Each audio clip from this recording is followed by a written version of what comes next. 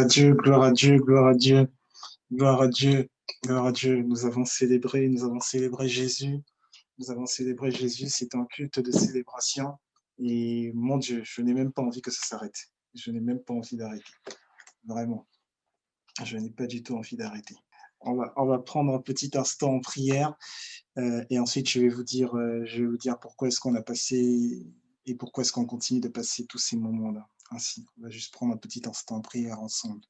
Karabo Santara Rabala Karama Telebo Bebe Karama Santarabo De Karama Santarabo Kolama Santara Ikarabo Sutorobo Kolama Satarabo. Perdu dans ta présence, nous nous oublions. Perdu dans ta présence, nous nous rendons compte de ta grandeur. Perdu dans ta présence, nous nous rendons compte de notre petitesse, mais du fait que tu es tellement grand que tu t'es emballé, empaqueté pour venir faire de nous des grands en toi uniquement. Perdu dans ta présence, nous pouvons avoir le regard fixé sur toi. Non pas le regard fixé sur ce qui nous sommes, non pas le regard fixé sur ce que nous vivons, mais le regard fixé sur qui tu es. Et lorsque nous avons le regard fixé sur qui tu es, alors nous devenons conscients en réalité de qui nous sommes. Car en réalité, l'homme, c'est l'esprit. Et là où est l'esprit du Seigneur, l'esprit du Christ, il y a abondance de liberté, mais il y a aussi abondance de sincérité. Il y a également abondance de vérité. Merci pour ta vérité. Merci pour ta vérité.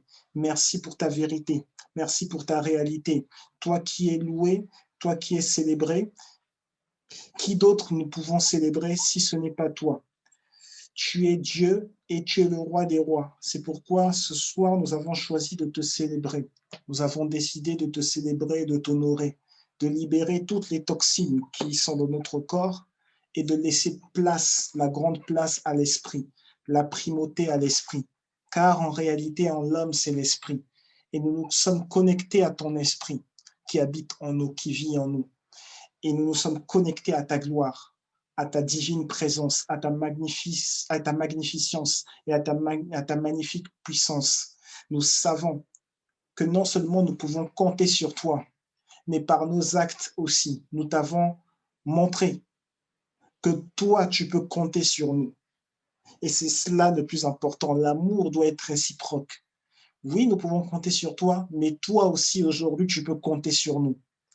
Aide-nous, Seigneur, à être ces personnes-là de qualité sur qui tu peux compter. S'il y a une chose que tu demandes dans la Bible, s'il y a une chose que tu demandes dans ta parole, c'est d'être adoré et d'être cru. Nous savons que nous pouvons te montrer aujourd'hui combien nous croyons en toi et combien nous pouvons être ces personnes sur qui tu peux compter par l'adoration qui t'a été donnée, par la louange qui t'a été donnée.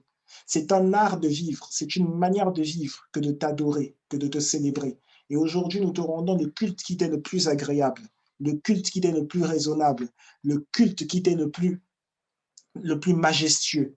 Nous sommes tournés vers toi, nous avons le regard fixé vers toi, alors que tu nous parles, alors que tu t'adresses à nous, alors que tu nous conquiers, alors que tu nous conduis. Dans le nom de Jésus-Christ, nous avons prié. Amen. Alléluia. Nous avons recréé l'atmosphère qui est dans les cieux. Nous avons recréé l'atmosphère qui est dans les cieux et nous sommes disposés à entendre Dieu. Bienvenue encore aujourd'hui à ce culte. C'est notre premier dimanche de cette saison puissant en parole et en œuvre, puissant en parole et en œuvre. C'est une saison que nous allons développer pendant 8 semaines, du moins nous allons la développer de manière ecclésiastique pendant 8 semaines, mais c'est la saison qui va s'étendre, cette saison va s'étendre jusqu'au 15 décembre. Ce sont les paroles que le Seigneur m'a adressées jusqu'au 15 décembre. Il va nous apprendre à être et à vivre de manière sous ce thème puissant en parole et en œuvre, puissant en parole et en œuvre. D'où vient ce thème? Il vient de Luc chapitre 24, l'évangile selon saint Luc chapitre 24, et on va lire au verset 19, Luc chapitre 24, verset 19. Il est dit, donc je lis directement la phrase du verset 19. Quoi leur dit-il? Et ils lui répondirent, ce qui est arrivé au sujet de Jésus de Nazareth, qui était un prophète puissant en œuvre et en parole devant Dieu et devant tout le peuple. Un prophète puissant en œuvre et en parole devant Dieu et devant tout le peuple. Donc, Il s'agit ici de Jésus qui est ressuscité, Jésus qui marche parmi les hommes, des hommes du peuple juif, sans pour autant que ces hommes ne le reconnaissent. Et ces hommes ont l'air troublés, ces hommes ont l'air troublés par le fait, par la mort de Jésus, ils ne savent pas que Jésus était ressuscité. Et donc, quand Jésus revient, Jésus ne leur permet pas de le voir tel qu'il est réellement. Et donc, ces hommes sont en train de discuter. Jésus est avec eux. Jésus fait semblant de s'intéresser à leur discussion et se demande, mais de quoi vous parlez? Qu'est-ce qui se passe? Et du coup, ces hommes lui répondent, pardon, comment est-ce que tu nous demandes de quoi est-ce qu'on parle? Est-ce que tu es le seul qui séjourne à Jérusalem et qui ne sache pas ce qui est arrivé ces jours-ci? Et Jésus donc continue son petit jeu et dit, mais quoi donc? Qu'est-ce qui est arrivé? Et ils répondent, ce qui est arrivé à Jésus au sujet de Jésus de Nazareth, qui était un prophète puissant en œuvre et en parole devant Dieu et devant tout le peuple. Donc, dans ce contexte, les Juifs ne reconnaissaient pas Jésus comme étant fils de Dieu, mais pourtant, les Juifs reconnaissaient que le ministère de Jésus était caractérisé par la puissance en parole, en œuvre et en parole. La puissance en œuvre et en parole. Il y avait des œuvres et des paroles qui accompagnaient son ministère. Mais ensuite, alors, bien avant même, pardon, avant sa mort, Jésus va dire que celui qui croit en lui va faire les mêmes choses que lui, il en fera même de plus grandes, de plus grandes. Et c'est parce que nous avons le droit de faire les mêmes œuvres que Jésus et en faire de plus grandes, que nous aussi, nous pouvons être partisans de cette puissance en parole et en œuvre. Nous aussi, nous pouvons être partisans de cette puissance en parole et en œuvre. Donc aujourd'hui, voici le premier dimanche puissant en parole et en œuvre. Nous allons alterner, parler un dimanche sur deux, nous parlerons des œuvres et l'autre dimanche, un dimanche sur deux, nous parlerons des œuvres. Le deuxième dimanche, nous parlerons plutôt de la parole. Nous alternerons œuvre et parole pendant à peu près 8 semaines et le Seigneur va faire des choses extraordinaires. Et le Seigneur va faire des choses extraordinaires. Alors moi, je suis là, je ne suis pas là pour longtemps. Ce que je vais faire, ça va même ressembler plus à une exhortation qu'à autre chose. Il y a quelque chose dont on doit se rendre compte, que ce soit aujourd'hui ou dans les autres jours de manière générale, il faut se rendre compte qu'au sujet du chrétien, le premier, ou alors je peux dire que le premier combat, oui, qui est mené ou que le chrétien subit, qui est mené contre le chrétien, c'est le combat de la foi.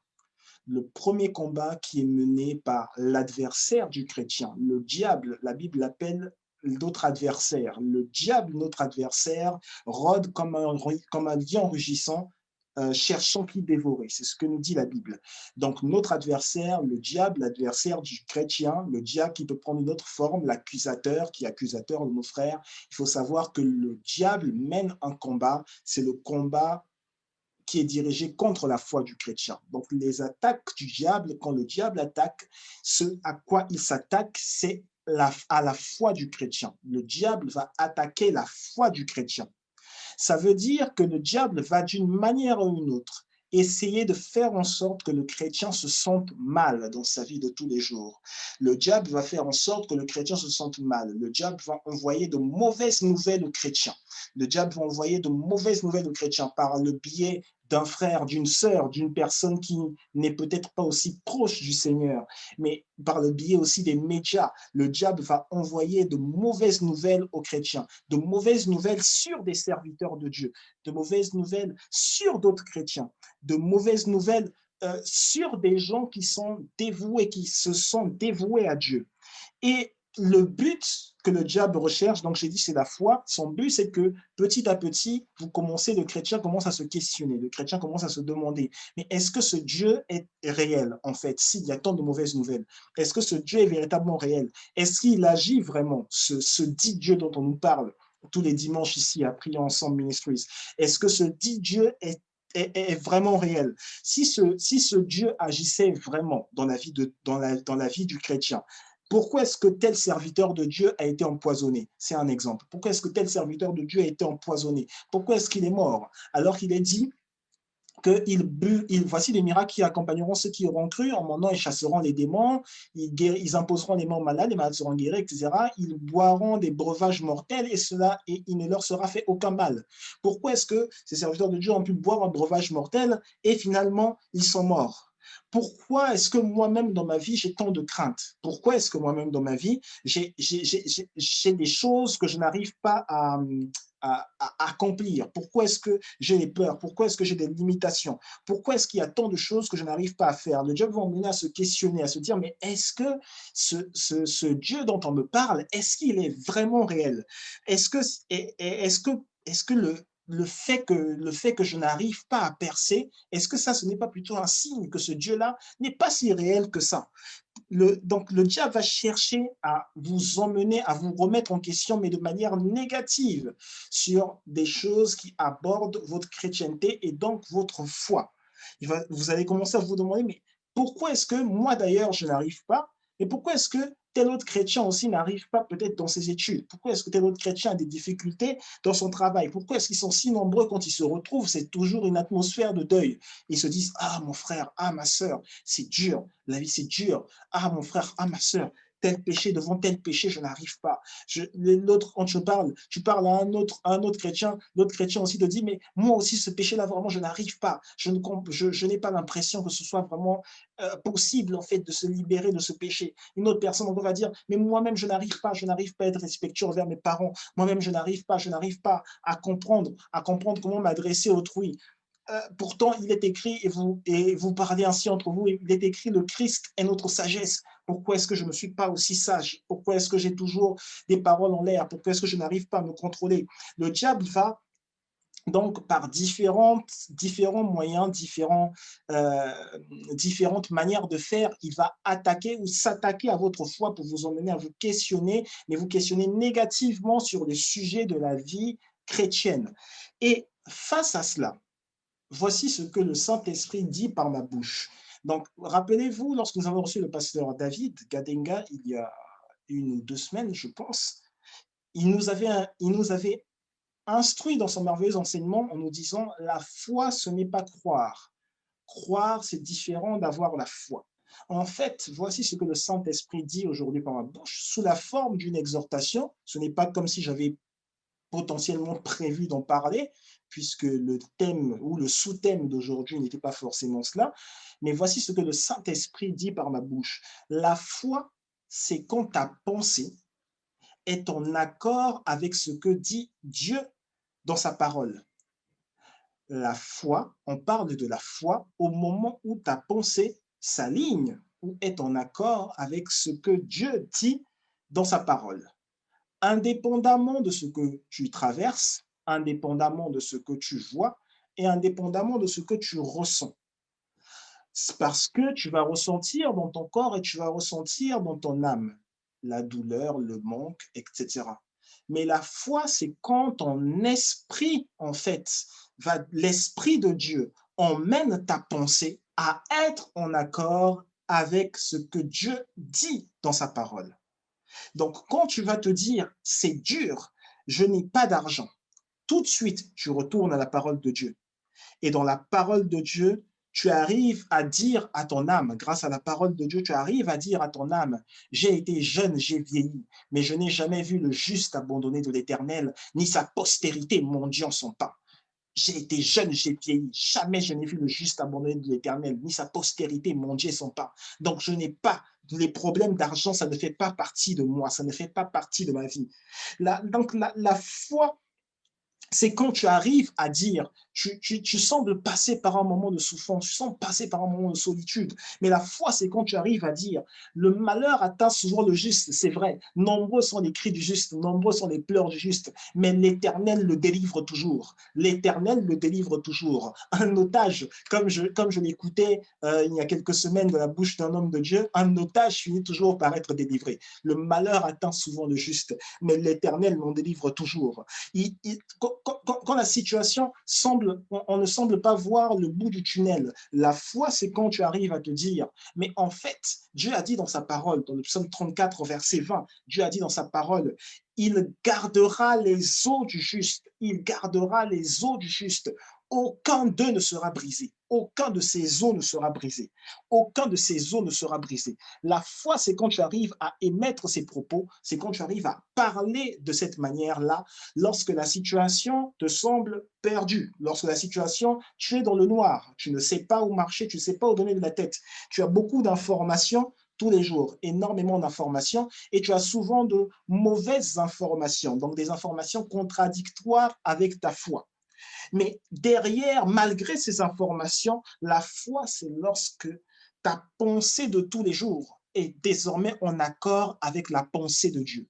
La foi, c'est lorsque ta pensée de tous les jours, ce qui remonte dans ta pensée tous les jours, est désormais en harmonie, en accord avec la pensée de Dieu. On te dit, c'est difficile de percer dans ce domaine, c'est difficile de réussir dans ce domaine. Tu dis non, je puis tout par Christ qui me fortifie. C'est difficile. On te dit, ce business est extrêmement difficile. Tu dis, non, non, non, non, Seigneur. Même dans ta loi, tu as dit, il ne sera trouvé dans ta maison aucune femme stérile. Il ne sera trouvé dans ta maison aucune femme stérile. Ça veut dire que je suis créatif. Ça veut dire que je suis créative. Ça veut dire que mes pensées ne sont pas stériles. Ça veut dire que mes idées ne sont pas stériles. Ça veut dire que mon imagination n'est pas stérile. Ça veut dire que ma créativité n'est pas stérile. Ça veut dire que, OK, ce business est difficile, mais je sais que je vais me donner les moyens, le moyen de travailler sur ce business et je sais que je vais avoir des ovations me seront données.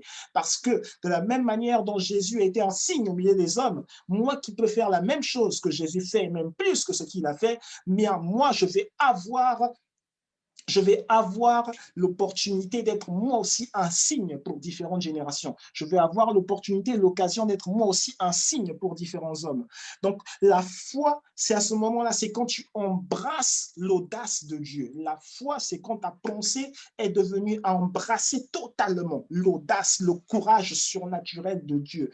Un courage qui va au-delà des circonstances, un courage qui va au-delà du ressenti. Tu te sens épuisé, ok, mais tu as la foi que tu vas réussir. Tu te sens fatigué, tu sembles ne pas avoir de limite, mais tu ne déprimes pas, tu ne vas pas dans ton coin en te disant, oh là là, c'est trop difficile. Non, ta foi, c'est que tu vas réussir. Ta foi, c'est que tu vas réussir. Ta foi, c'est que tu vas réussir. On te dit, cette histoire-là, cette affaire-là, personne n'a réussi à le faire. Tu dis, je vais me donner les moyens et je vais réussir cela. Je vais réussir à le faire au nom de Jésus. La foi, donc, c'est lorsque le conseil de Dieu devient supérieur à ce que tu ressens et à ce que tu vois. La foi, c'est lorsque le conseil de Dieu est supérieur à ce que tu ressens, à ce que tu vois. Et cela est en harmonie, cela se justifie par le fait que le Christ a vaincu l'échec sur la croix de Golgotha. Et cela t'a assuré une vie de victoire. Le fait que le Christ ait vaincu l'échec sur la croix de Golgotha, ça t'a assuré une vie de victoire. Une vie où malgré la puissance de la pesanteur, toi, tu as une force gravitationnelle qui te fait monter, qui te fait monter, qui te fait monter, qui te fait monter, qui te fait monter. Malgré la pesanteur, le ressenti, la lourdeur, ce que les hommes te disent, ce que tu peux voir et vivre, les paroles des autres qui te rabaissent, tu as une force gravitationnelle qui te fait monter, qui te fait monter, qui te fait monter. Le conseil de Dieu est cette force gravitationnelle. Et c'est cela la foi. C'est cela la foi. Vous savez, euh, je suis prédicateur de la grâce et toute ma vie je prêcherai la grâce. Mais il y a souvent, par exemple, il y a souvent différents prédicateurs justement de la grâce qui va différents prédicateurs qui vont embrasser en fait une philosophie qui leur est propre. Cette philosophie, ils vont l'exposer de manière à dire Dieu t'a déjà béni, tu n'as pas besoin de rechercher une bénédiction supplémentaire. Ou ils vont dire que le Christ a tout accompli. Donc Dieu t'a déjà béni, c'est tiré de l'épître aux Éphésiens, Éphésiens 2, je pense, hein, que le Christ, ça dit que le Christ nous a comblés, nous avons été comblés de toute bénédiction spirituelle en Christ Jésus. Donc, mais ils vont citer ces passages-là en oubliant ces passages du Nouveau Testament, dans l'épître aux Éphésiens, ils vont le citer en oubliant que dans le même épître aux Éphésiens, l'apôtre Paul a écrit à l'église d'Éphèse pour parler des tactiques du combat spirituel.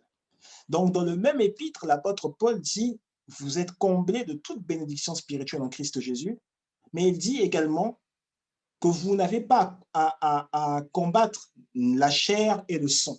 Vous avez à combattre des entités, des principautés dans les lieux célestes, des entités sataniques. Et il dresse, dans le même épître aux Éphésiens, il dresse les armes de Dieu. Ça veut certainement dire que les mêmes personnes, et ça va souvent être le cas, bon alors je déroule un peu, les mêmes personnes qui vont prêcher, qui vont dire tout a été accompli par le Christ, tu n'as plus rien à chercher. Ces mêmes personnes, quand on va droit rechercher dans leur vie, on se rend compte que ces personnes ont des problèmes, ces personnes tous sans arrêt. Ces personnes ont des problèmes de maladie, ces personnes ont des problèmes dans leur vie de tous les jours. Ces personnes connaissent des gens qui ont des maladies incurables. Ces personnes vivent des situations difficiles, mais elles continuent de dire le Christ a tout accompli. Ça veut dire qu'elles ont tiré un verset hors de son contexte et elles ont parlé en dehors de la révélation de Dieu pour son peuple ou en dehors de la révélation de Dieu pour ses enfants. Vous voyez, il est écrit dans Psaume 23, il est écrit « Tu dresses devant moi une table en face de mes adversaires, tu induis ma tête et ma coupe déborde. Tu dresses devant moi une table en face de mes adversaires. » Ok, donc le psalmiste dit au sujet de Dieu que Dieu a établi, il y a une table qu'il a posée en face des adversaires du psalmiste. Cette table, donc c'est ce qu'on appelle un buffet, simplement. Donc Dieu a dressé la table. Ça veut dire qu'à cette table-là, Dieu lui-même est présent. Dieu va s'asseoir lui-même à cette table, à ce buffet que Dieu a dressé. Et c'est là la grâce, en fait. C'est que tu es assis à la même table que Dieu a dressée.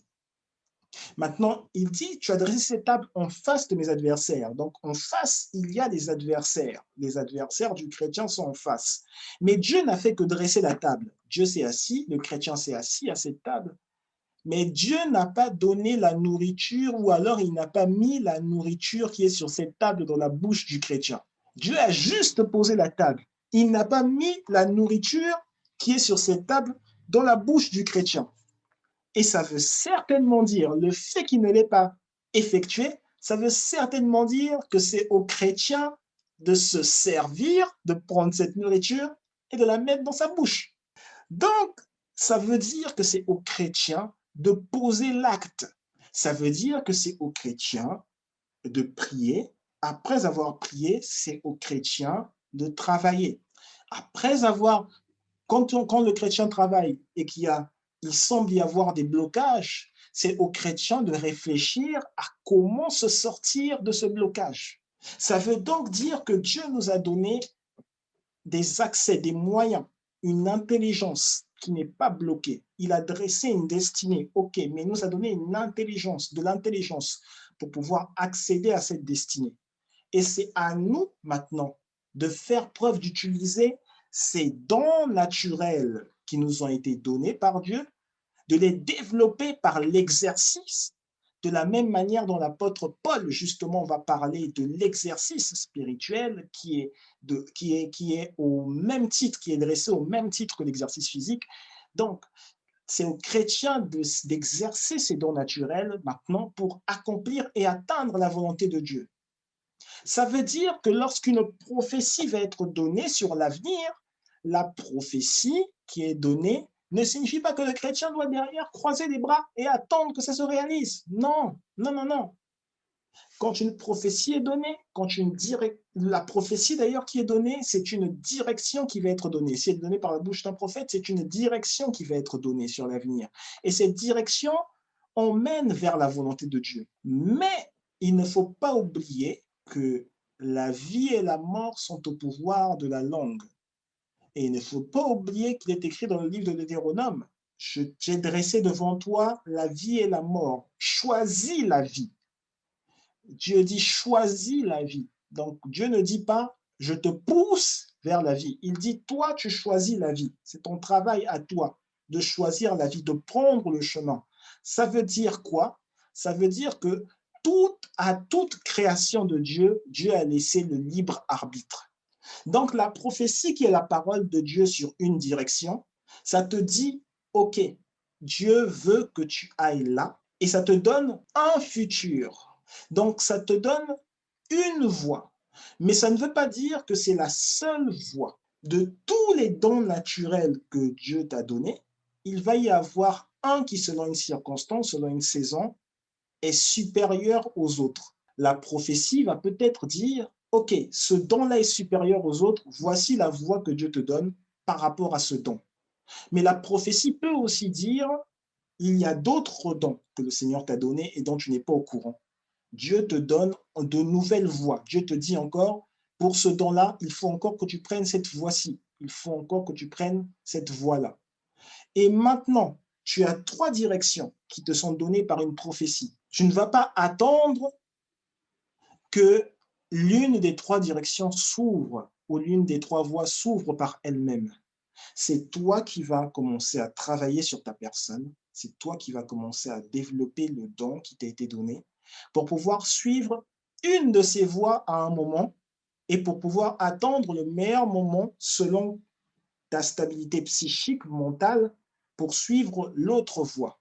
Je suis donc en train de dire, est-ce qu'il est possible ou impossible, pardon, à quelqu'un d'être ingénieur et serviteur de Dieu? Non. Donc, est-ce qu'il est impossible à quelqu'un d'avoir un travail et en même temps être chantre à l'église? Non. Donc, lorsqu'une prophétie est donnée concernant une direction, on dit, OK, tu vas ouvrir une boutique, tu vas gérer la boutique, une boutique en ligne, une boutique de vêtements, ça va s'appeler un tel, tout ça. D'accord, good, c'est super. Mais on t'a donné une direction concernant un des dons que Dieu t'a donné. Cela ne signifie pas que tu ne peux pas mettre en valeur, en pratique un autre don pour poursuivre une autre direction. Et pourquoi je parle de poursuivre d'ailleurs une autre direction, une direction qui peut potentiellement être différente de la prophétie? C'est parce que j'ai commencé par dire que le diable attaque la foi du chrétien. Je n'ai pas dit que le diable attaque la prophétie. La prophétie est juste how do we call it in French? Set way. Alors, c'est juste une voie d'accès, justement, pour augmenter la foi. C'est juste un moyen par lequel Dieu va te permettre d'accroître ta foi dans un sujet. Mais le diable ne va pas combattre la prophétie, le diable va combattre ta foi. Donc, quand la prophétie va être donnée, toi, tu vas mettre ta foi en jeu, donc tu vas croire, indépendamment de ce que tu vis, tu vas croire dans la parole de Dieu qui a été donnée, potentiellement au moyen de la prophétie, tu vas croire dans la parole de Dieu et tu vas avancer même quand c'est noir. Mais le combat que tu vas rencontrer, c'est le combat de la foi. Ce n'est pas le combat de la prophétie. La prophétie, elle est là, elle est éternelle. Elle ne va pas s'estomper. Mais c'est à toi maintenant de trouver les ressources nécessaires pour que ta foi ne faillisse pas. Ça veut dire que si la prophétie était donnée et que pendant 1 an, tu ne vois pas l'accomplissement de cette prophétie, ce n'est pas que la prophétie était fausse ou alors que le diable a arrêté la prophétie. Non, ça veut juste dire que ta foi n'a pas réussi à atteindre le lieu ou l'endroit qui t'était prédestiné, justement dans la direction qui t'était donnée. Ça veut donc dire qu'il s'agit, le combat crucial du chrétien, c'est de maintenir sa foi à un certain niveau, au niveau ou de maintenir sa foi ou de l'augmenter au niveau où le chrétien veut aller. Et cela indépendamment de ce que le chrétien vit, indépendamment de ce qu'il peut ressentir et ce qu'il peut avoir comme nouvelle. Nous avons chanté plusieurs fois, je sais qui je suis en Christ. Je sais que je suis une génération choisie, appelée pour montrer son excellence. Donc, appelée pour montrer son excellence, ok, donc l'appel de Dieu dans la prophétie, c'est montrer l'excellence de Dieu. Mais maintenant, c'est à toi, la prophétie est donnée, c'est à toi d'aligner ta foi et de mettre en valeur tout ce qui accompagne ta foi pour montrer justement cette excellence de Dieu. Et c'est à ce moment-là que interviennent toutes les différentes pratiques de la vie du chrétien. Lire la Bible, je commence à citer ces pratiques. Et encore une fois, ce que je dis, ça fait pas du tout partie de quelque chose que j'avais prévu, mais le Seigneur m'a, voilà, en tout cas là, à 16 heures, le Seigneur m'a instruit d'en parler. Donc, les différentes pratiques du chrétien, quotidiennes du chrétien, ça va être lire la Bible, des versets de la Bible qui vont te faire nourrir, qui vont nourrir ta foi. Ça va être méditer sur la parole de Dieu. C'est différent, hein. Ce n'est pas lire, c'est maintenant méditer. Ça veut dire une phrase que tu as lue, tu la rumines à l'intérieur de toi. Tu la manges et tu la répètes. Le psalmiste dit, ta parole est l'objet de ma méditation. Tout le jour, elle est l'objet de ma méditation. Donc toute la journée, quel que soit l'endroit où tu répètes cette parole. Tu répètes cette parole. Dieu fait infiniment, abondamment au-delà de ce que je pense, par sa puissance qui agit en moi. Dieu fait infiniment, abondamment au-delà de ce que je pense, par sa puissance qui agit en moi. Tu as commencé à prononcer cette phrase à 5 heures. Tu la répètes encore à 9 heures. Tu la répètes encore à 14 heures. Tu la répètes encore à 16 heures. Tu rumines, tu rumines, tu rumines, jusqu'à ce que ce soit tellement normal, logique dans ta pensée, jusqu'à ce que ce soit tellement logique dans ta pensée que tu as la pensée du Christ et que tu n'as pas la pensée du monde, que tu as donc la pensée de Dieu, que tu n'as pas la pensée du monde.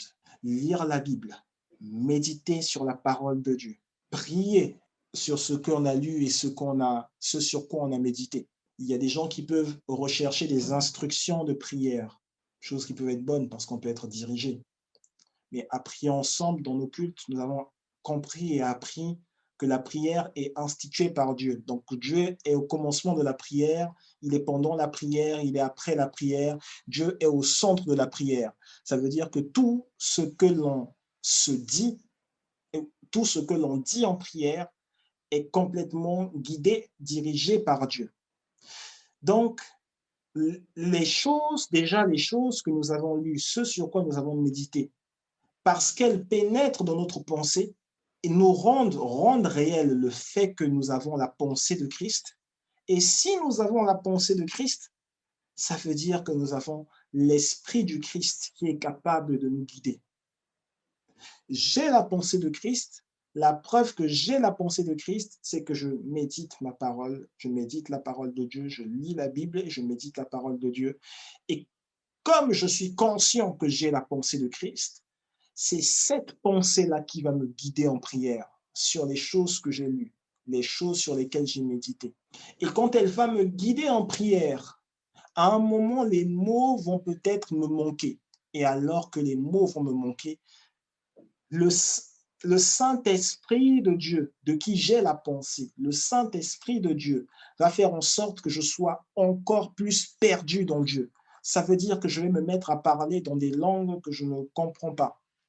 Ou alors, je vais me mettre à dire des choses, peut-être dans une langue que j'entends, mais je ne sais pas pourquoi je dis cette chose. Ça veut dire que pendant que je vais être en train de prier, étrangement, je vais me mettre à prier pour mon oncle. D'une autre manière, je vais me mettre à prier pour mon cousin. Et encore, je vais me mettre à prier pour mon collègue de classe. Étrangement, ne sachant pas pourquoi. Mais c'est la pensée du Christ que j'ai qui me pousse à prier ainsi. Et cette prière-là est en train de développer ma foi. Cette prière que j'effectue est en train de développer ma foi, de m'emmener à un niveau d'audace plus grand, à une échelle plus grande.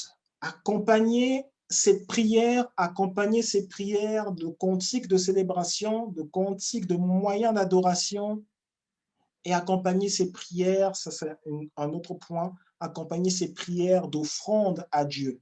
Ça veut dire que je donne, ok, entre guillemets, je donne mon temps à Dieu. Le temps, déjà, c'est Dieu qui me l'a donné. Dieu m'a donné 24 heures dans la journée. Et puisqu'il m'a donné ces 24 heures dans la journée, je vais redonner du temps. Lui redonner du temps en lui parlant.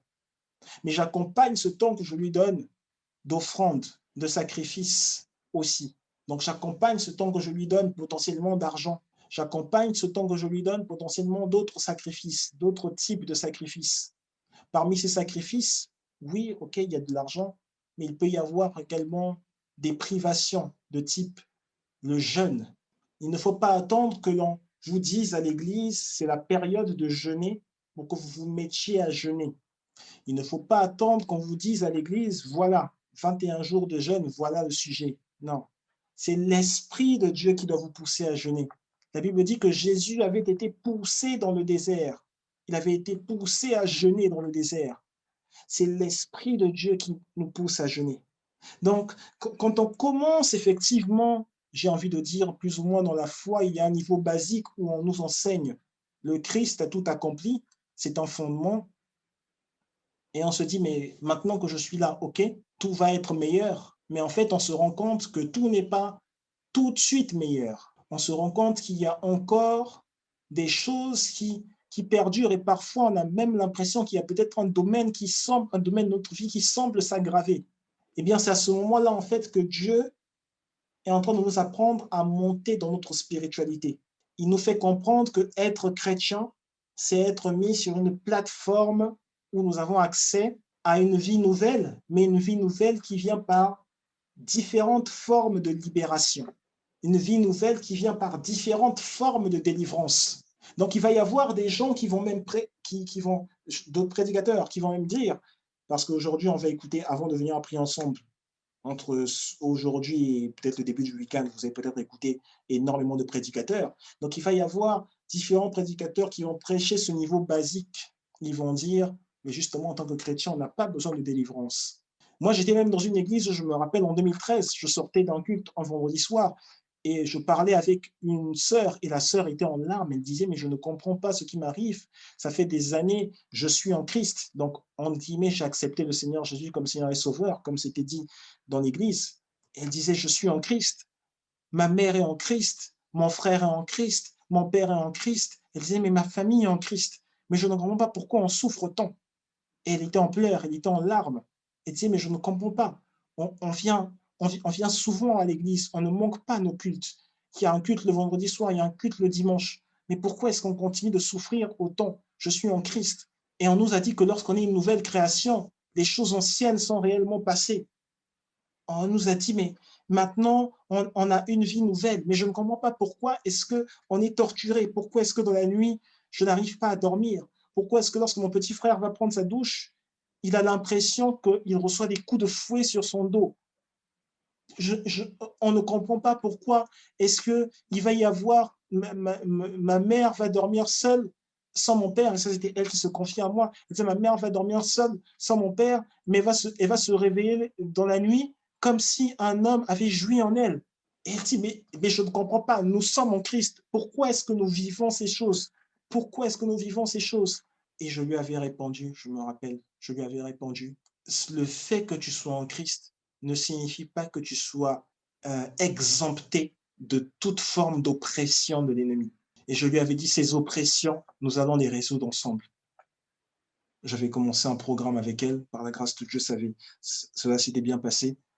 Mais ce que je veux faire passer ici comme message en disant toutes ces choses, c'est que justement, puissant en parole et en œuvre, ou plutôt peut-être cette dimension d'être puissant en œuvre, ça veut dire, c'est accepter véritablement qu'il y a des choses à faire en plus en plus du fait de se dire, j'ai accepté Jésus dans ma vie. Il y a des actes à poser. Il y a des personnes qui doivent prendre des temps de retraite, écouter la voix de Dieu et les diriger.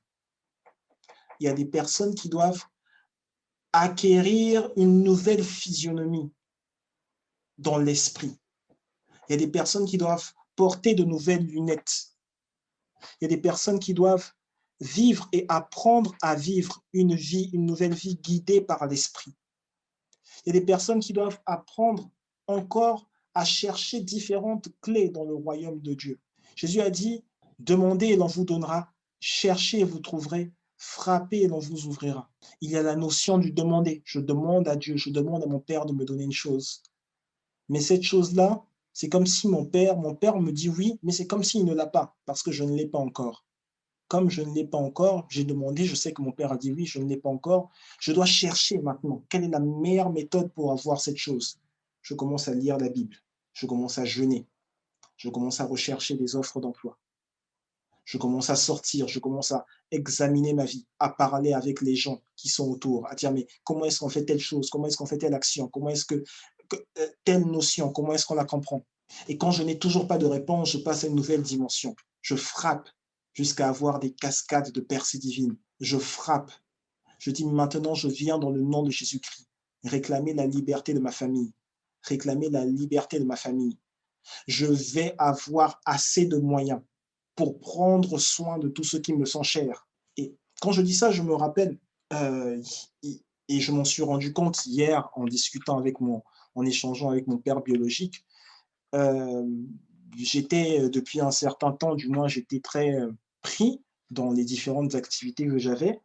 Et j'étais à un endroit hier et un autre de mes papas m'a vu et il m'a dit, à voir mon visage, il m'a dit, on dirait qu'il y a beaucoup de pensées dans ta tête, souffle un peu, tu sembles stressé, souffle un peu. Après, j'ai discuté avec mon père biologique plus tard dans la soirée et je lui disais, mais il y a des jours pendant la semaine où j'ai envie de disparaître. Je lui disais, tu es responsable. Déjà, quand tu es au travail, tu es responsable. Tu es responsable de ce qui se passe au travail. Tu rentres chez toi, tu es responsable de ton foyer. Euh, Quand tu penses à l'église, tu es encore responsable à l'église. Mais après cela, il faut être responsable de situations dans la famille. Et je lui ai dit, mais c'est beaucoup pour un seul homme. Et mon père m'a répondu, non, mon fils, la vie est ainsi faite. Si tu as autant de responsabilités, c'est parce que Dieu juge que tu es capable d'en porter, de les porter et d'en avoir la charge. Et tout de suite, cette parole m'a réconforté. Mais ce qui est intéressant dans ce qu'il a dit, c'est qu'il a dit Dieu juge, pardon, que tu es capable d'en avoir la charge. Donc il dit, toi, tu es capable d'avoir ces responsabilités-là en charge. Donc ce n'est pas la charge de Dieu, c'est la charge d'un homme. Donc ainsi, le chrétien a effectivement une charge. Donc oui, le chrétien peut compter sur Dieu, et c'est ce que nous disions d'ailleurs en prière, mais il faut aussi arriver au niveau où Dieu peut compter sur le chrétien. Il faut arriver au niveau où le Père céleste peut compter sur son fils, peut compter sur sa fille.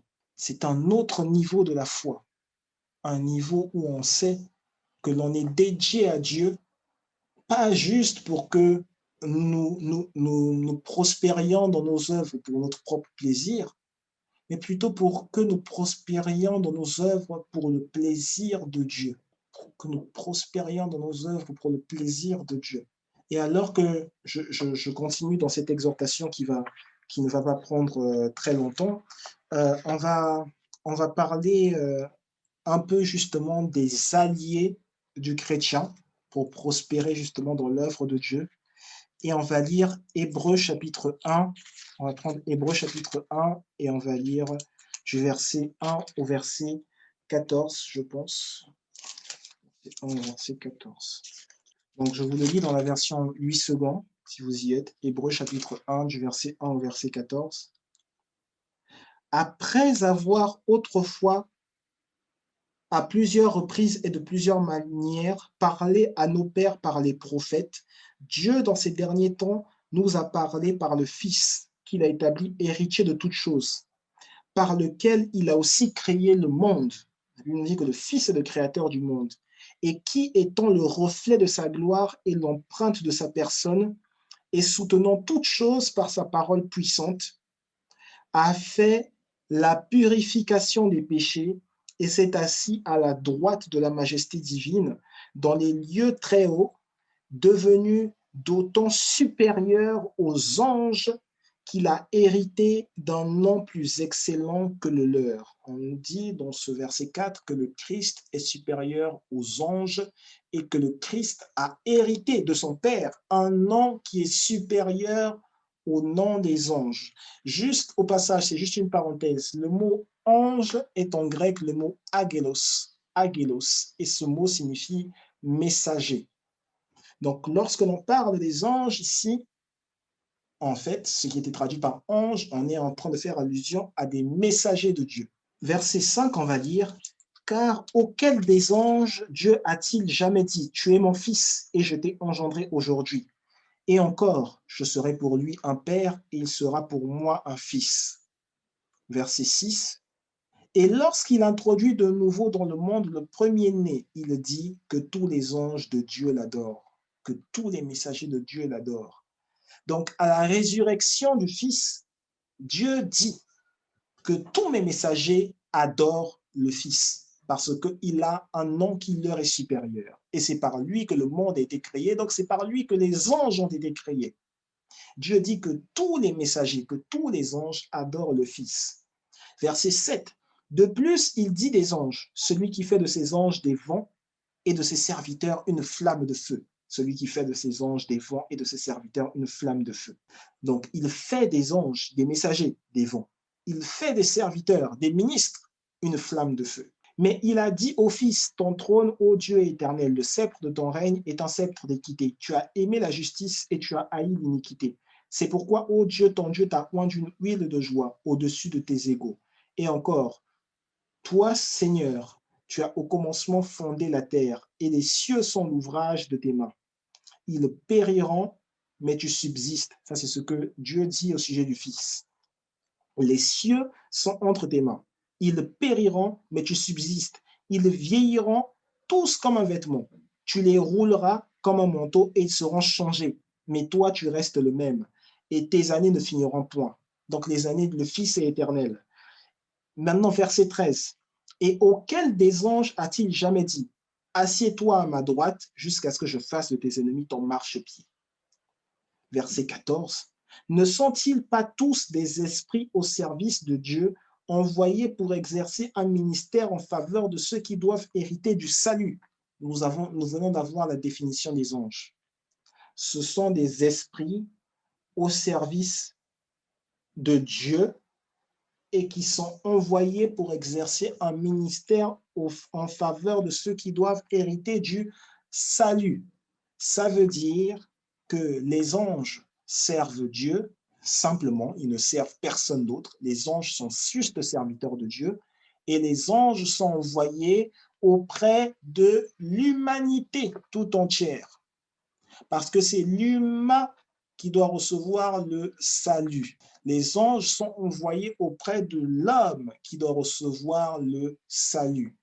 Ceux qui doivent hériter du salut.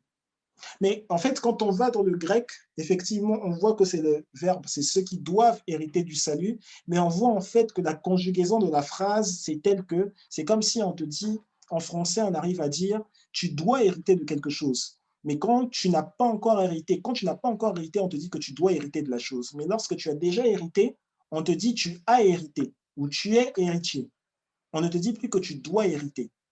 Mais dans le texte grec, cela est différent. La formulation de la phrase dit en fait que ce sont ceux qui sont considérés comme étant héritiers, qu'ils aient hérité du salut ou non, qu'ils aient été sauvés ou non, qu'ils soient en Christ ou non. Les anges de Dieu sont au service de Dieu et ils sont envoyés pour exercer un ministère auprès de l'humain, de l'être humain.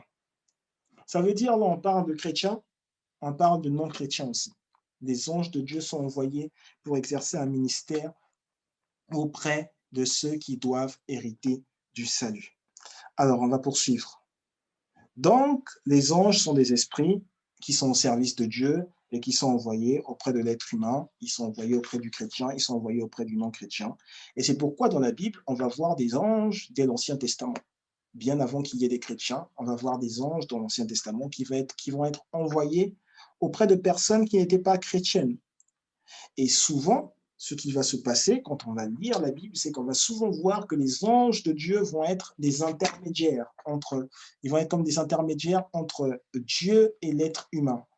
On va comme le voir avec Abraham, on va le voir avec Gédéon. Quand on lit le livre, quand on voit dans l'exemple de Gédéon, on voit qu'il y a un prophète qui parle, donc un prophète qui agit, un prophète de Dieu qui parle, il parle de la vie du peuple d'Israël face aux Madianites.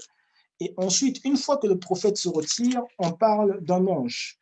Prendre cet exemple serait potentiellement un peu lent parce que ça serait juste un aparté pour faire un peu le lien entre le prophète et l'ange. Mais simplement, ce qu'il y a à comprendre de cela, c'est parce que je suis prophète que je le dis, c'est que très souvent, dans l'Ancien Testament, donc l'ange va jouer le rôle d'un intermédiaire et le prophète aussi va jouer le rôle d'un intermédiaire avec Dieu. C'est ainsi que là où va se trouver un prophète, il ne va y avoir aucun ange de Dieu ne s'adressera au peuple de Dieu lorsqu'il y a un prophète. C'est plutôt le prophète qui s'adressera au peuple de Dieu. Mais à partir du moment où il n'y a pas de prophète à l'endroit, l'ange va s'adresser directement au peuple de Dieu. Donc l'ange de Dieu va jouer le rôle d'intermédiaire, comme le prophète aussi dans l'Ancien Testament joue le rôle d'intermédiaire parce que Dieu parle à son prophète, Dieu parle à son ange, et d'ailleurs le mot ange, je vous l'ai dit, ça signifie messager. Donc Dieu parle à celui qui envoie un message. Donc ça se résume très bien, ça s'accorde tout à fait. Maintenant, dans le Nouveau Testament, dans la nouvelle alliance dans laquelle nous sommes, l'ange de Dieu va plutôt être comme un facilitateur entre Dieu et son Église. Ça ne va plus être un intermédiaire parce que Dieu peut s'adresser directement à l'homme, mais l'ange de Dieu va être un facilitateur. Il va comme faciliter les choses qui vont, ou le vécu du chrétien, le vécu des enfants de Dieu. C'est pour cela que lorsque l'on lit le livre d'Apocalypse, dans le livre d'Apocalypse, dès le chapitre 1, on voit qu'il s'agit de la révélation de Jésus-Christ, c'est comme ça qu'il intitule dès le verset 1, Apocalypse 1, révélation de Jésus-Christ que Dieu lui a donné pour montrer à ses serviteurs les choses qui doivent arriver bientôt et qu'il a fait connaître par l'envoi de son ange à son serviteur Jean, lequel a attesté la parole de Dieu et le témoignage de Jésus-Christ, tout ce qu'il a vu. Donc, on dit que Dieu a fait connaître à l'apôtre Jean des choses pour que ces choses-là soient connues de ses serviteurs, et ces choses ont été envoyées ou données à l'apôtre Jean par l'intermédiaire de l'ange de Dieu. Il s'agit de l'ange de Dieu. Et dans le texte, dans toute la lettre, dans tout le livre d'Apocalypse, il s'agit de l'apôtre Jean qui va écrire ce qui lui est révélé. Il va l'écrire aux 7 églises qui se trouvent en Asie. Il voit d'abord une vision du Seigneur Jésus. Le Seigneur Jésus s'adresse à lui. Mais après avoir vu la vision du Seigneur Jésus, il rencontre ensuite un ange qui va commencer à lui parler et lui expliquer les différentes visions. Il parle d'être ravi en esprit.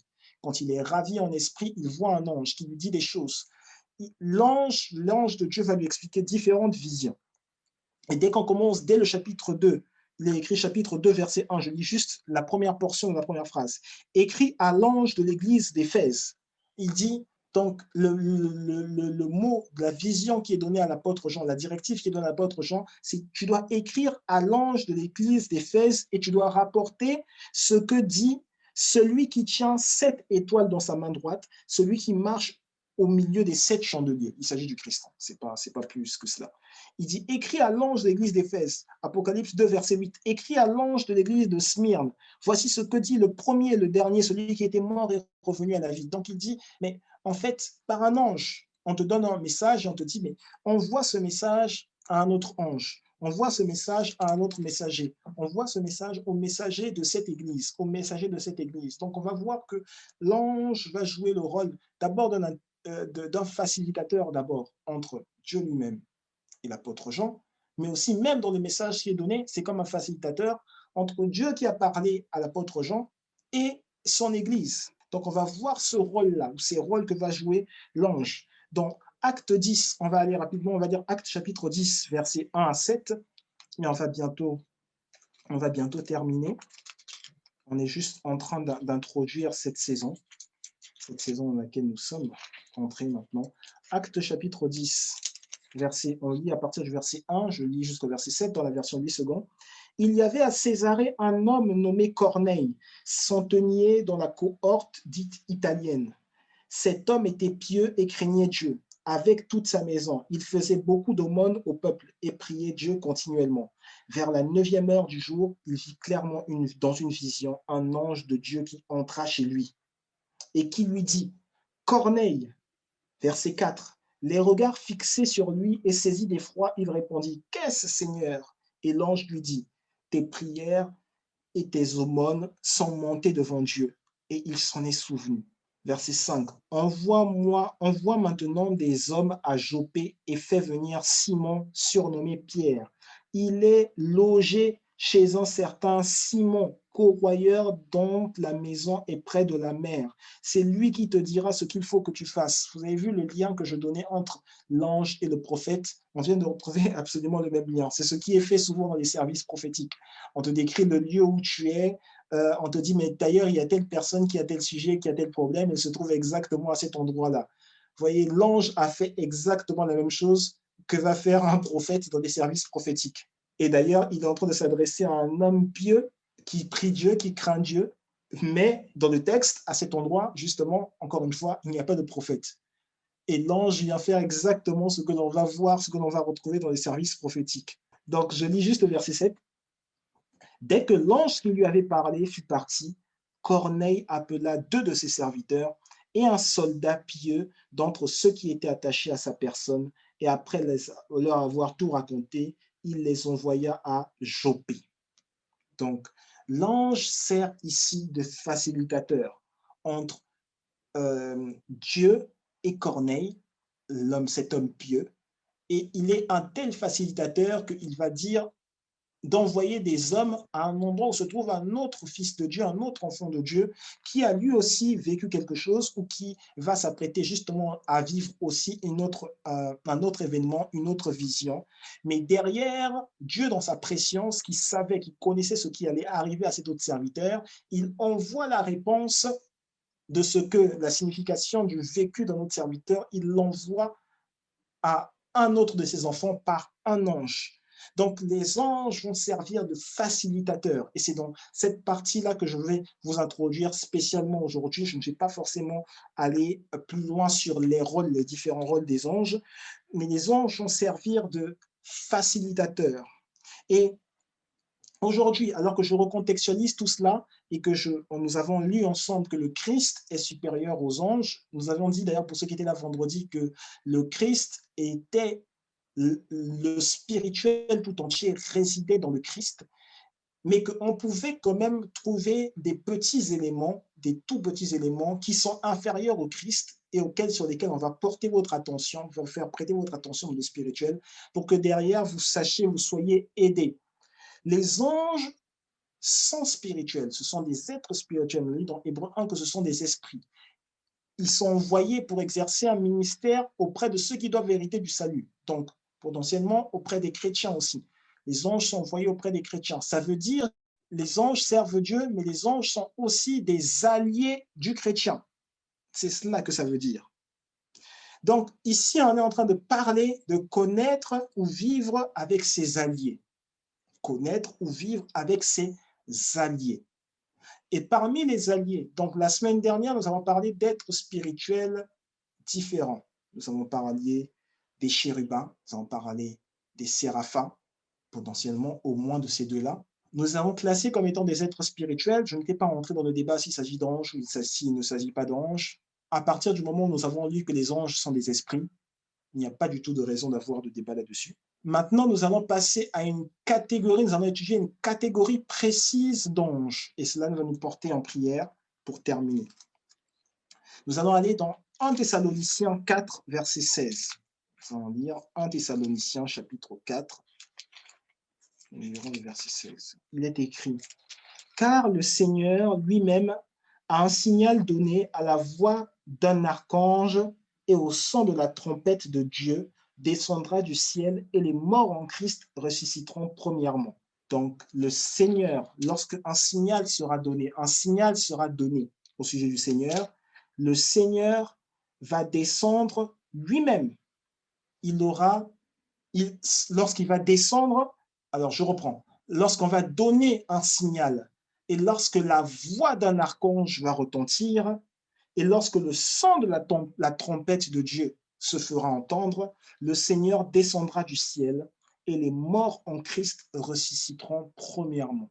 C'est le seul passage de la Bible où est mentionné le mot archange. Le seul passage de la Bible où il est écrit en noir et blanc, archange.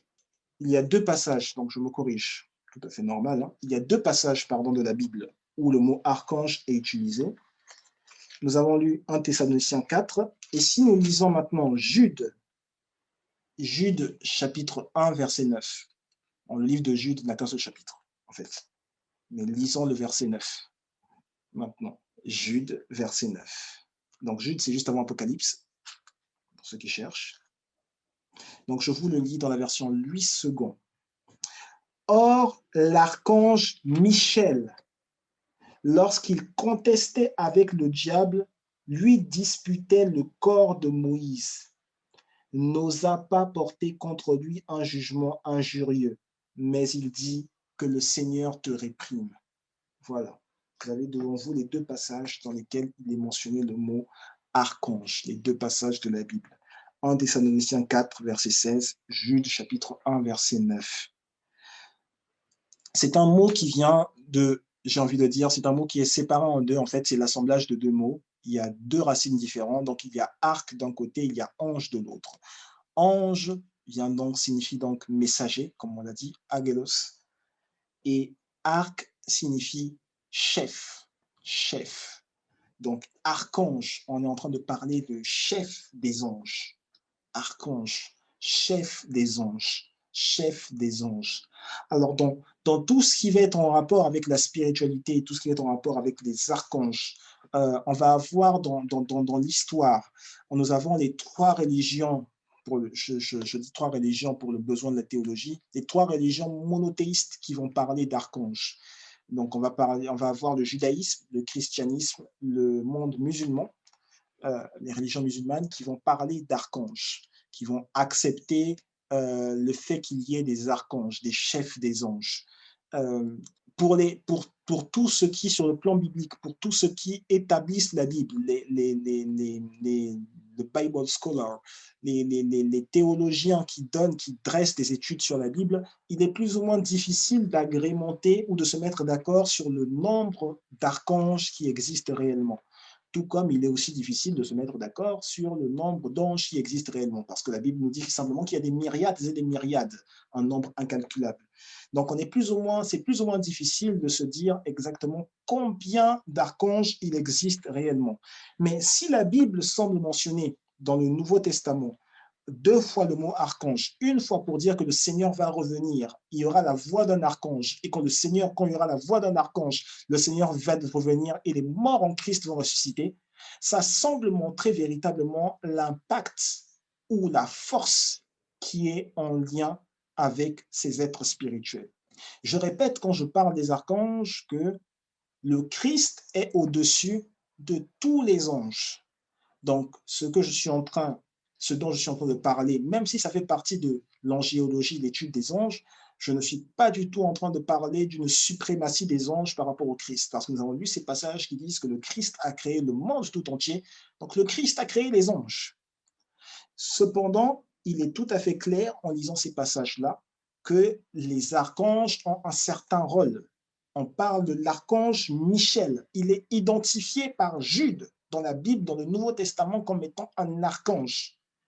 Mais le fait qu'il soit identifié par Jude comme étant un archange, juste par Jude, ne signifie pas qu'en fait, il ne l'était, ou alors que même dans l'Ancienne Alliance, où les anges avaient potentiellement un rôle d'intermédiaire avec Dieu, ça ne signifie pas que dans l'Ancienne Alliance, justement, les archanges n'étaient pas présents et les archanges n'avaient pas la même puissance, sinon plus.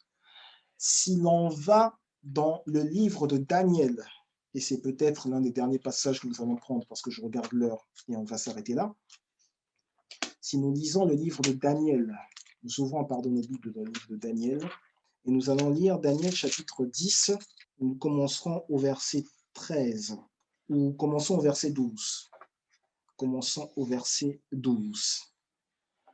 Il me dit, Daniel, ne crains rien, car dès le premier jour où tu as eu à cœur de comprendre et de t'humilier devant ton Dieu, tes paroles ont été entendues. Et c'est à cause de tes paroles que je viens. Le chef du royaume de Perse m'a résisté 21 jours. Mais voici, Michael, l'un des principaux chefs, est venu à mon secours, et je suis demeuré là auprès du roi des Perses. Donc nous avons lu Daniel chapitre 10. du verset 12 au verset 13. Celui qui est en face de Daniel s'appelle Gabriel.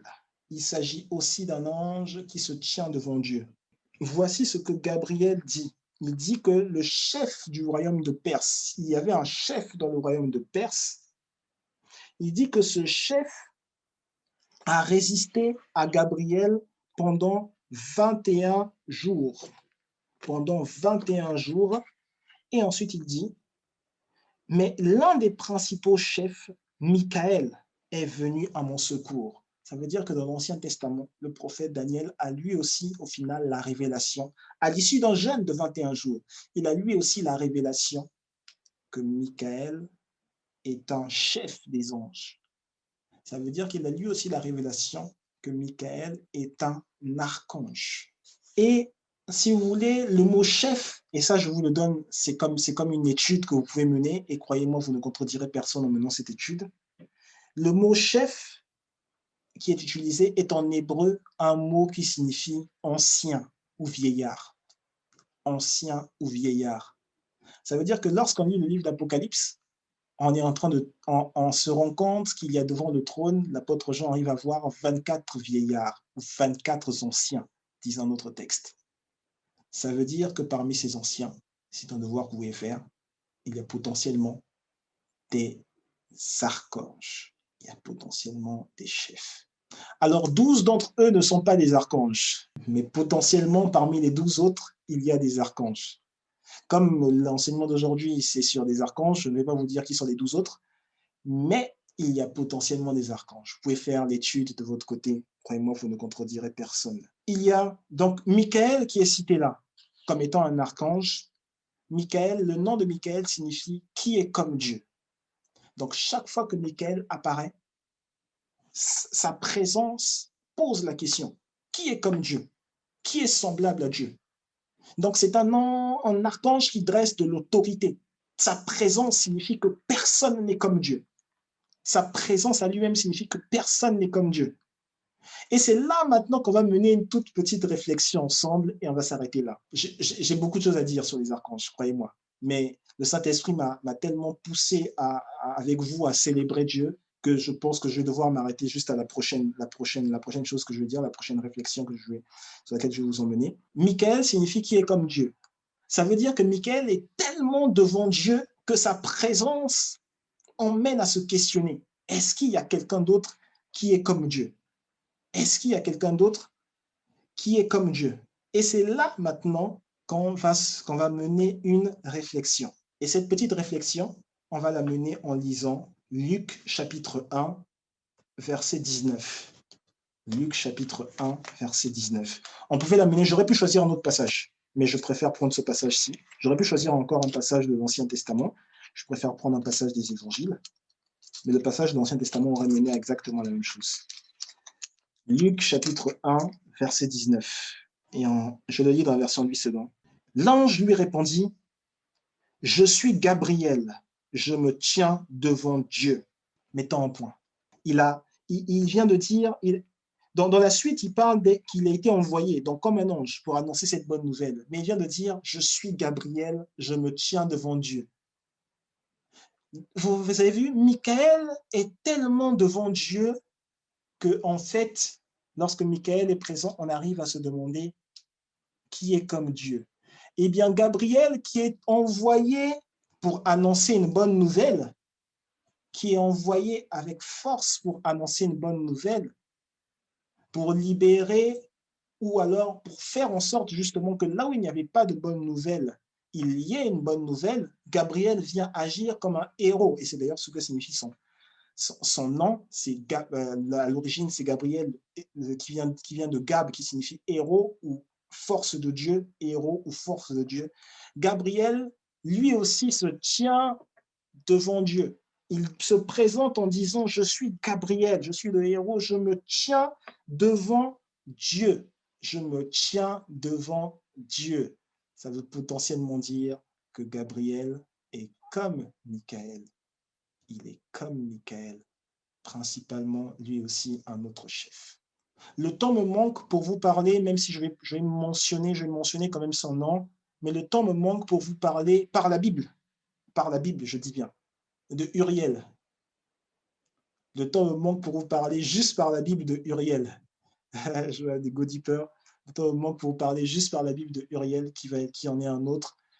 Le temps me manque pour vous parler encore, même encore juste par la Bible. Il y en a encore d'autres. On peut trouver Métatron, un autre archange, par la Bible. Pas par un autre livre, par la Bible. Le temps me manque pour vous en parler.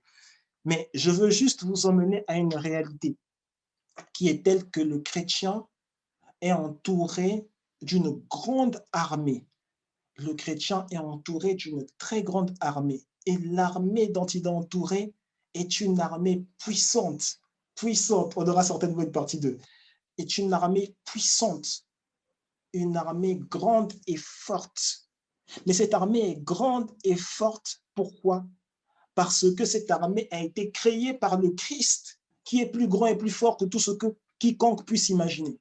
Ça veut dire que dans les moments où tu te dis, tu te sens faible, parce que tu te dis, je n'ai potentiellement pas assez de force ou pas assez d'expérience ou pas assez d'énergie ou de puissance pour agir dans telle situation, souvenez-vous que même sur la croix de Golgotha, Jésus avait perdu de la force et il est dit qu'un ange de Dieu, un ange de Dieu est venu le secourir. Un ange de Dieu est venu le secourir. Aujourd'hui, je ne vous dirai pas le nom de cet ange, ce sera un autre jour.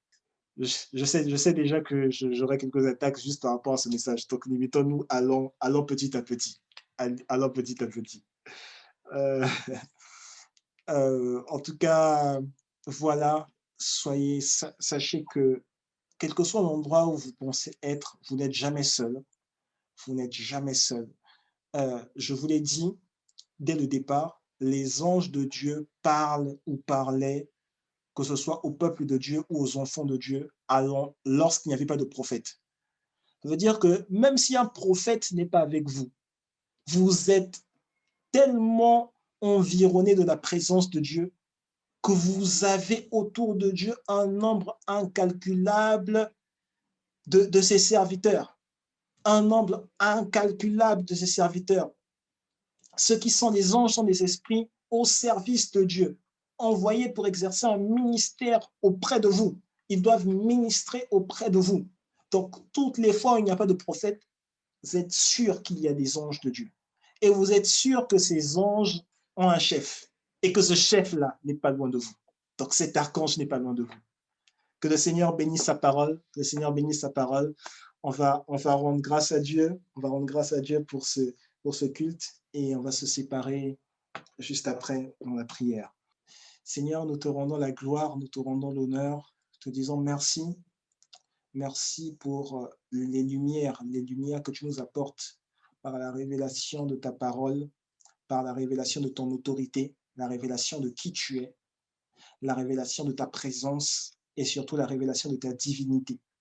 Aujourd'hui, tu emmènes chacun et chacune à croire et à savoir que ta divinité est tellement grande que nous n'avons aucune raison de nous sentir abattus, aucune raison de nous sentir faibles, aucune raison de nous sentir frustrés. Ta divinité est très grande, si grande que nous savons embrasser ta divinité. Notre corps physique est entièrement rempli de ta divinité. Il est enveloppé de ta divinité, enveloppé de ton énergie, enveloppé de ton énergie, enveloppé de ta force, enveloppé de ta puissance. Dans ce monde spirituel dans lequel nous évoluons, ta divinité, ta divine grandeur est si majestueusement portée sur nous que nous savons les sensations qui viennent de toi, l'intégrité qui vient de toi, l'intelligence qui vient de toi, la force qui vient de toi. Nous avons aussi surtout l'amour qui vient de toi, la sagesse qui vient de toi, le bonheur qui vient de toi. Nous sommes à toi, tout comme toi tu es à nous. Tu es notre justice, tu es notre lumière, tu es notre bienfaiteur, tu es notre amour, tu es notre ami, tu es notre soutien, tu es notre médecin, tu es notre conscience première. Seigneur, nous te rendons toute la gloire et tout l'honneur pour ce début de cette saison, puissant en parole et en œuvre, jusqu'au 15 décembre, puissant en parole et en œuvre. Alors que nous allons parler de ces œuvres que font les anges, que font tes archanges, nous savons, nous sommes sûrs et certains que cette puissance en parole et en œuvre est la nôtre. Il ne sera trouvé chez nous aucune femme stérile. Ça veut dire que nos idées seront créatives, nos entreprises seront créatives, nos pas seront créatifs, nos choix seront créatifs, notre destin est créatif. Tu es celui qui nous donne la force d'agir, de poser l'acte, de poser les choix qui sont accompagnés de réussite. Et nous savons et nous confessons que nous sommes victorieux dans tout ce que nous faisons, victorieux dans la manière dont nous vivons. Dans le nom de Jésus-Christ, nous allons prier avec action de grâce. Amen, amen, amen, amen, amen, amen. Gloire à Dieu, amen. Nous allons juste poursuivre donc notre adoration juste en passant à la période des offrandes, mais avant ça j'ai juste un petit rappel, puisque quand on va se retrouver on va juste prier pour la fin du culte, pour nous séparer. J'ai juste un petit rappel. Donc cette semaine le programme, alors il sera moins chargé que la semaine dernière. Pour la semaine qui commence, il y aura simplement la rencontre entre étudiants le jeudi soir et nous nous retrouverons dimanche directement pour le culte. Mais la semaine d'après, nous revenons avec notre événement du vendredi soir, ligne directe, 1-1 avec le prophète, 1-to-1 avec le prophète, où je suis là pour exercer uniquement en tant que prophète. Et nous serons là donc pour le conseil, la direction, la directive, la destinée. Nous serons là aussi pour la délivrance. Ligne directe, 1-1 avec le prophète. Pour s'inscrire, vous envoyez juste un email à l'adresse email prionsensemble2021@gmail.com. Vous dites que vous voulez vous inscrire pour l'événement qui a lieu le vendredi 1er octobre à 21h et on vous répondra. Donc, nous allons passer au moment des offrandes et je vais prier pour cela. Seigneur, nous te bénissons pour ce qui est apporté dans ta maison, pour ce qui est donné, pour pouvoir faire grandir ta maison. Nous te remercions de la vision que tu as donnée, mais nous te remercions aussi de ce que toi, tu rends performante cette vision. Tu accomplis véritablement cette vision par l'œuvre de tes ministres, par l'œuvre de tes serviteurs. Merci parce qu'aujourd'hui, en tant que nous sommes tes ministres, nous sommes ces flammes de feu. Et c'est cette vision que j'ai. Nous sommes ces flammes de feu. Et c'est même ce ressenti que j'ai encore. Parce que nous sommes ces flammes de feu, nous portons l'évangile plus loin. Nous portons l'évangile plus loin. L'évangile de la libération, l'évangile de la sainteté. Il est porté encore plus loin par l'intermédiaire de ta puissance qui agit en nous, par l'intermédiaire des alliés que tu nous as donnés. Tes anges sont là pour te servir et pour rendre ministère auprès de nous. Nous te rendons toute la gloire et tout l'honneur pour ce que nous t'avons apporté, nos offrandes, nos dîmes, nos actions de grâce. Et nous te disons merci de ce que, alors que tu fais de grandes choses dans notre vie, nous pouvons continuer d'être ces personnes-là sur qui toi tu peux compter. Dans le nom de Jésus-Christ. Amen. Amen. Merci. Alors, merci à vous pour ce moment. Je bénis le Seigneur pour votre présence et je bénis le Seigneur aussi pour votre croissance, parce que moi je perçois auprès de plusieurs personnes de la maturité. Là, je parle des gens qui sont là, des gens qui ne sont pas là aussi. Je perçois que l'œuvre de Dieu est en train de se construire, de s'enraciner dans notre cœur à tous. Et je bénis le Seigneur pour cela et je remercie aussi le Seigneur pour votre vie, d'avoir accepté l'appel de Dieu, d'avoir accepté d'être disposé à Dieu. Donc, nous allons nous séparer. Aujourd'hui, je n'ai pas plus d'annonces que cela. Il va y en avoir d'autres la semaine prochaine, certainement. Il va y avoir beaucoup plus d'annonces concernant notre Église. Il va y avoir beaucoup plus d'annonces et certainement aussi des changements. Voilà, je vous donne rendez-vous donc la semaine prochaine pour cela et on va prier pour se séparer. Père, dans le nom de Jésus-Christ, je te dis merci, nous te disons merci ensemble pour ces moments passés ensemble, pour la manière dont tu nous as conduits, pour ce que tu as accompli. Merci d'avoir conquis notre cœur, merci d'avoir conquis notre ADN et merci de nous avoir fait vivre, fait avancer avec toi aujourd'hui, mais de continuer à nous faire vivre et nous faire avancer avec toi pendant cette semaine. Merci pour la force, la nouvelle dimension spirituelle dans laquelle tu nous as établis, la nouvelle saison de force et de vigueur dans laquelle tu nous as instruits. Merci pour la conquête dans laquelle tu t'es investigué, tu as conquis nos cœurs par ton esprit. Et tu nous as entourés d'esprits qui sont là pour nous défendre. Merci parce que nous sommes lourdement protégés. lourdement protégés et célestement inspirés, célestement conquis et conduits. Merci pour ta réalité. Merci pour également la pluralité de tes œuvres. Tu es un Dieu unique, mais qui se manifeste de manière qui se manifeste au pluriel, qui se manifeste de manière tellement variée. Merci pour la pluralité de tes œuvres et merci surtout pour ton onction qui nous accompagne. Dans Luc et dans Luc 4 et dans l'Évangile selon Matthieu, il est écrit la même chose au sujet de Jésus. Jésus sort du désert, il est rempli du Saint-Esprit. Mais dans Luc 4, il est écrit, Jésus sort du désert, et les anges de Dieu l'environnent. Les anges de Dieu viennent l'adorer. Merci parce que tu nous apprends par cela que l'onction, c'est la présence des anges. Merci d'avoir multiplié tes anges autour de nous pour multiplier, pour faire croître et valoriser cette onction qui est là par la présence des anges. Et merci pour cette saison d'avoir remplacé les anges autour de nous, d'avoir mis des anges plus forts, plus coriaces, plus lourds. Merci pour des nouvelles directives et merci pour de nouvelles victoires.